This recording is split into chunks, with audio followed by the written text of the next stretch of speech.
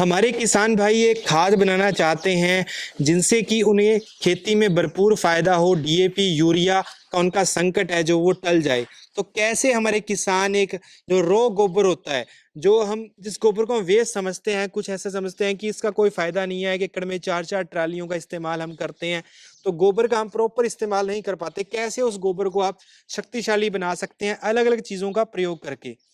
तो दोस्तों हमारे साथ सर हैं। सर जी नमस्कार। नमस्कार। तो सर बताएं कि गोबर को हम शक्तिशाली कैसे बना सकते हैं, कैसे हम जिस गोबर को वेस्ट समझ उससे अच्छा उत्पादन अपने खेतों में ले सकते हैं। जी, बहुत अच्छा। आप हमारे परंपरा में कृषि के अंदर हजारों साल से गोबर का इस्तेमाल की बात चल रही है। आज भी विज्ञान भी गोबर की इस्तेमाल की बात करता है और किसान भाई भी करता है, मगर सिर्फ गोबर से काम नहीं होता है। उसके बजाय सिर्फ गोबर से हमारी खेती कैसे हो, तो ये जो डीएपी यूरिया क्यों इस्तेमाल करना पड़ता है, तो उसके सामने जो नाइट्रोजन है, पोटास है, फास्फोरस है, ऐसे खनिज द्रव्य जो है तो वो कैसे मिले। तो हमने यहाँ एक सुपर कंपोस्ट खाद बनाया है और वो सुपर कंपोस्ट खाद जो है वो 3 तरीके से जमीन को सुपोषित करता है। और जो खाद है वो वास्तव में ये फाइनल प्रोडक्ट है हमारी कंपोस्ट की। तो ये जो बना है मुख्यतः है पहले गोबर है। इसमें गोबर जो गाय का होता है, जो सूखा होता है, उसको पहले हम कंपोस्ट करते हैं। जी। गोबर को कंपोस्ट करने के बाद जो है उसको छानते हैं, पाउडर करते हैं उसका, और उसको छान के यहाँ ये बेच बनाने की जगह है जो वहां हम उसका जो परसेंटेज वाइज उसका वजन करके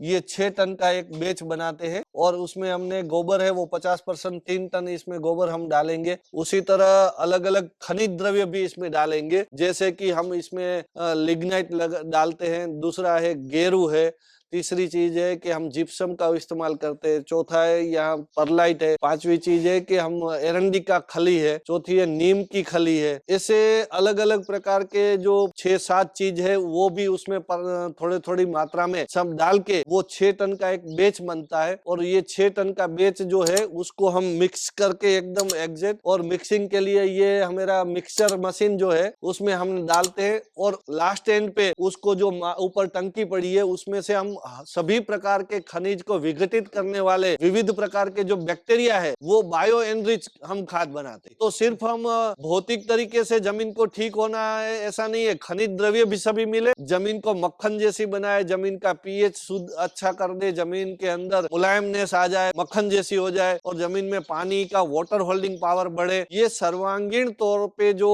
एक खाद की परिभाषा है, तो वो परिभाषा को कैसे पूरी हमें एक खाद से कर सकते हैं उसका एक प्रयास किया है। उसके लिए हमने बायो एनरिच भी किया है, अलग अलग प्रकार के गोकृपा अमृत से लेके जीवामृत भी बनाते हैं। और जो फॉस्फेट सोल्युबलाइजिंग बैक्टीरिया है, नाइट्रोजन फिक्सिंग बैक्टीरिया है, जिंक फिक्सिंग बैक्टीरिया, ऐसे कभी सभी बैक्टीरिया का अलग अलग प्रिपरेशन है उसमें डालते हैं। उसमें थोड़ी छाछ मट्ठा भी डालते हैं और सब लिक्विड फॉर्म में उसको एंड समय मिक्स करते हैं। इससे पहले हम ये गोबर का पाउडर करके गोबर और उसके साथ साथ ये जो अलग अलग प्रकार के खली है, लिग्नाइट पाउडर है, जिप्सम पाउडर है, रॉक फॉस्फेट है, ये परलाइट है, ये गेरू है, रेड कलर का रेड ऑक्साइड पाउडर है, ऐसे कई प्रकार के पाउडर जो है खनिज के वो भी उसमें हम मिक्स करते हैं, जिसके अंदर कोई में आयरन है, कोई में कैल्शियम है, कोई में फॉस्फोरस है, कोई में सल्फर है। ऐसा करके सभी खनिजों का भी उसमें मात्रा बनी रहे उसके लिए हम उसके अंदर राख भी डालते हैं, उबले की जो राख आती है जिसमें पोटास है। तो ऐसे जो जो ध्यान में आते हैं वो सब चीज हम इसमें डाली है। एरंडी की खली, नीम की खली भी उसमें हम डालते हैं। तो ये कुल मिला के एक सभी प्रकार से तीनों तरीके से जमीन को एनरिच करने वाला ये खाद है, जमीन को समृद्ध बनाता है, भौतिक, रासायनिक और बायोलॉजिकल तरीके से। तो दोस्तों मैं आपको बताना चाहूंगा खाद बनाने की प्रोसेस है जो थोड़ी लंबी है, उसके लिए आप फ्री में यहीं से ट्रेनिंग ले सकते हैं, लेकिन थोड़ा सा मैं आपको प्रैक्टिकल दिखाना चाहूंगा। हम गोबर को इस तरीके से स्टोर करते हैं, लेकिन यहाँ पर इस गोबर को इस तरीके से सबसे पहले इसको प्रोसेसिंग स्टार्ट की जाती है। सबसे पहले इसकी छनाई की जाती है, जैसा हमें हर ने बताया। प्रैक्टिकली यहाँ पे देख सकते हैं कुछ इस तरीके का इसको किया जाता है। और मैं दोस्तों आपको दिखाना चाहूंगा यहाँ पर इसके बाद इसको ये बेड बना रखा है पूरा प्रॉपर। यहाँ पे सभी चीजों की मिक्सिंग होती है, जो ड्राई चीजें हैं, जो ड्राई चीजें हैं उनकी मिक्सिंग यहाँ पे होती है। जो सर ने आइटम बताई वो सारी आइटम आप यहाँ पे देख सकते हैं। इसके अलावा इसको मिक्सिंग करने के लिए क्योंकि आप ये कुछ चीजें ऐड करोगे, उसकी प्रॉपर मिक्सिंग होना बहुत ज्यादा इंपॉर्टेंट हो जाता है। तो उसके लिए यहाँ पे मशीनों का प्रयोग किया जाता है, क्योंकि सर के पास जो खुद की खेती करते हैं, जैविक खेती करते हैं, वो भी बड़े क्षेत्र में है, तो उसके लिए इसको प्रैक्टिकली पॉसिबल नहीं है, तो उसके लिए यहाँ पे इन बड़ी मशीनों का प्रयोग किया जाता है। और जो लिक्विड चीजें हैं उनको ऐड करने के लिए इस तरीके से यहाँ पे एक लिक्विड टैंक का प्रयोग किया जाता है। तो यहाँ पे देख सकते हैं कितने सुंदर तरीके से सभी चीजों को मैनेज किया गया है। और सर मैं आपसे जानना चाहता हूँ कि जी। इस तरीके का इतना शानदार डिजाइन कैसे किया आपने कि नहीं, एक वो खाद तो को। हाँ, वो मेरा थोड़ा उद्योग का एक अनुभव था जी और जी उद्योग का जो नॉलेज है उसको मैंने अपने जो कृषि व्यवसाय के अंदर कृषि का सरलीकरण कैसे हो, कृषि को विकास कैसे हो, उसके लिए मेरा जो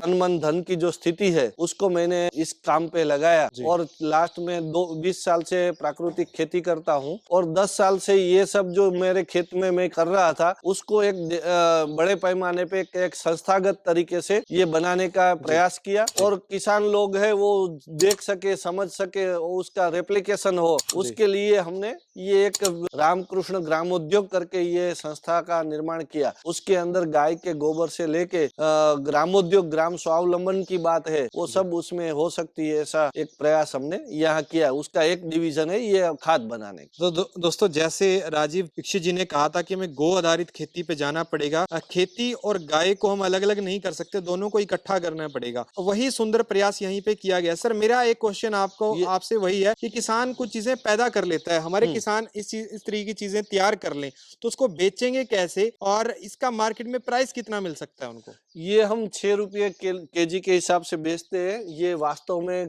खेती के लिए सोना है।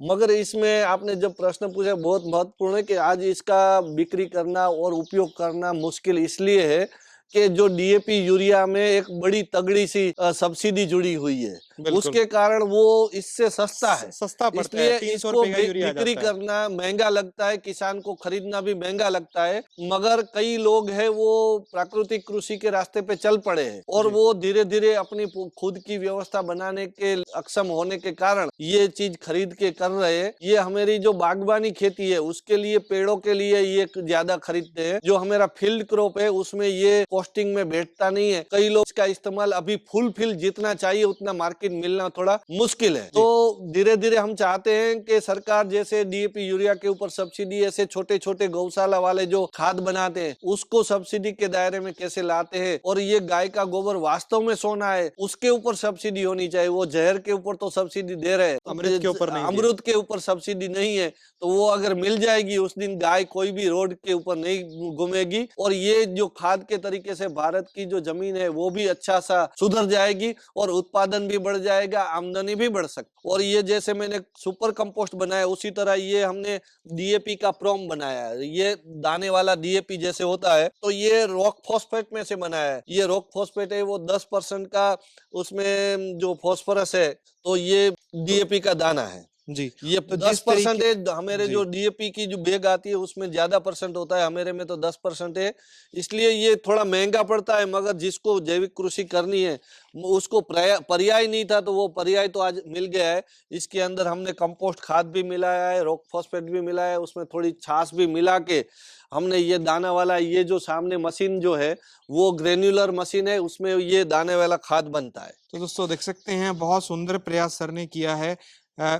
यूरिया का भी तोड़ निकालने की कोशिश की है। जो सबसे बड़ा डीएपी की एक हमारे किसानों को समस्या आती थी कि डीएपी इंस्टेंट, क्योंकि स्टार्टिंग में किसान उसका इस्तेमाल करता है, उसकी जरूरत होती है कि स्टार्टिंग में मेरी फसल अच्छे से जमाव हो जाए और उग आए और अच्छे से ग्रोथ करे। उसका एक सर ने बताया कि उसकी टक्कर का एक सर ने खाद की यहाँ पर काम किया है। दूसरी एक बात मुझे बताने की रहेगी कि जो डीएपी यूरिया है वो तो वास्तव में 2 ही तत्व है। वास्तव में जमीन को विज्ञान भी बोलता है 18 तत्व चाहिए, बिल्कुल सर, माइक्रो न्यूट्रिशन चाहिए। तो वास्तव में जो रासायनिक खाद है वो सभी तत्वों वाला खाद नहीं है, वो आधा अधूरा खाद है। तो हमारा ये जो कंपोस्ट खाद है उसमें हमें हजारों तत्वों वाला खाद, तो ये संपूर्ण कंपोस्ट खाद है।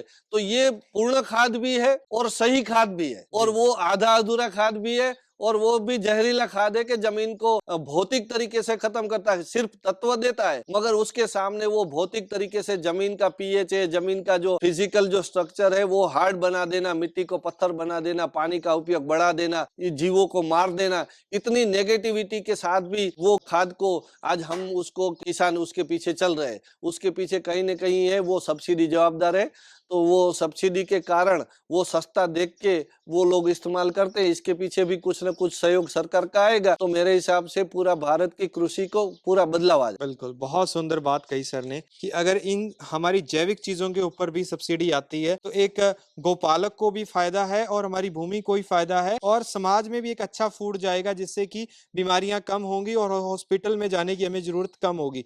कि कोरोना के टाइम में हमने ये चीज देखी है कि कैसे जो मानव है उसकी हेल्थ कितनी इंपॉर्टेंट हो गई है आज के समय में, तो वह सबसे ज्यादा इंपॉर्टेंट है। तो मैं आपको इस संस्था के बारे में थोड़ा सा बताना चाहता हूँ। यहाँ पर आप भारत में कहीं से भी आके फ्री में ट्रेनिंग ले सकते हैं, क्योंकि ये चीजें ऐसी हैं आपको एक वीडियो में देख के बताना बहुत मुश्किल है, सीखना बहुत मुश्किल है। इस यहाँ पर आके आप प्रैक्टिकली सीख सकते हैं, वो भी फ्री ऑफ कॉस्ट। अगर आप जैविक खेती करना चाहते हैं तो मैं आपको रिकमेंड करना चाहूंगा कि आप यहाँ पे विजिट करके ये सब चीजें सीख सकते हैं। दोस्तों बात है कॉन्टैक्ट की, तो हम आपको डिस्क्रिप्शन में मेल आईडी वगैरह सब चीजें डिटेल में दे देंगे, तो आप डिस्क्रिप्शन चेक कर सकते हैं। तो सर आपने जानकारी दी इसके लिए बहुत बहुत धन्यवाद। जी धन्यवाद। इस वीडियो को लाइक और शेयर करना ना भूलिएगा। जल्दी मिलते हैं एक नई वीडियो में। धन्यवाद। जय हिंद।